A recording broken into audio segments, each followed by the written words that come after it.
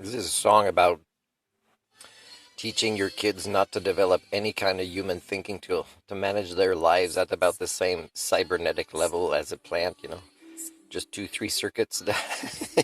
Not saying plants are that primitive, they're more complex than that, but oh boy. Hey, how about we make this work industries?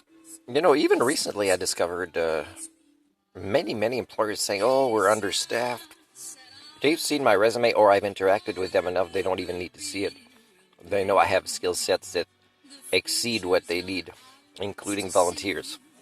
Recently, a place that caters to the homeless or the addicts or the poor.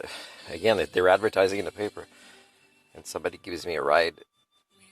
I said, "Well, thank you." And again, like she's overworked in this manager role. She's taken over. Other people don't show up. She's got to do everything. So the services are subpar, or they're not always available because the ones that get paid don't always show up, and the ones that are volunteers are harder to find. And I'm offering again. She knows I've offered before when this is happening. And I said that I would even do less hours paid so I can go help her as a volunteer.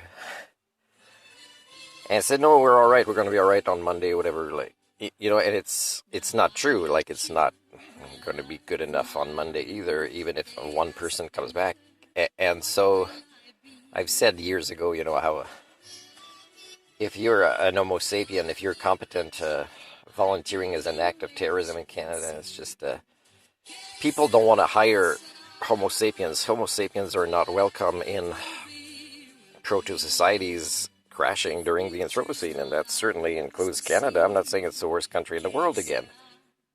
But again, it is devolving like all countries because of HSD affecting everybody, and this is the speeding up of the devolution of our own brains and our own abilities to self-correct, and no more concept of humanism is possible. The United Nations is a joke, and politicians are just, they're not even aware that when they argue with each other, it's very apparent that they can't reference the outside world of the people they serve as public servants. It's very, very, very, very simple to see this if you're an Homo sapien. The very concept of congruence, that I learned about in my life skills coach training, I didn't notice just that this was something I needed to focus on as an individual. I also noticed this is one way to assess a culture's health, whether the behaviors reflect, the mission statements or the talking that's done, or the image that's projected. And that's a way, and I could tell Canada is very, very sick in that way, and all other cultures that I've ever studied, either from the inside or from the outside, are sick in this way. So what I wanted to say then is, if I can't even volunteer in places that need me, and I'd love to, and I have the skill sets where they don't really need to train me. I've already been there doing stuff like receiving services as a minimalist poor person, and they still won't do it. And this is so many places like this I can put on a list.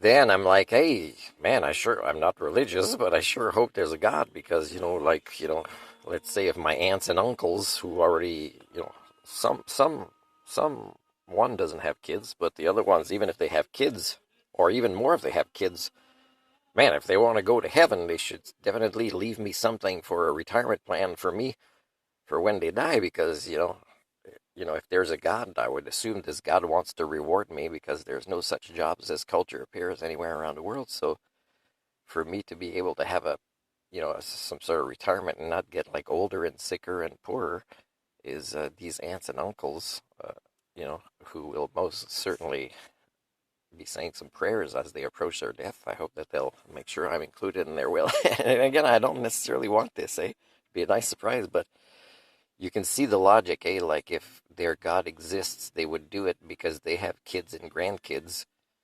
And it's not to get to heaven. It's more like, hey, Martin has been putting things on YouTube.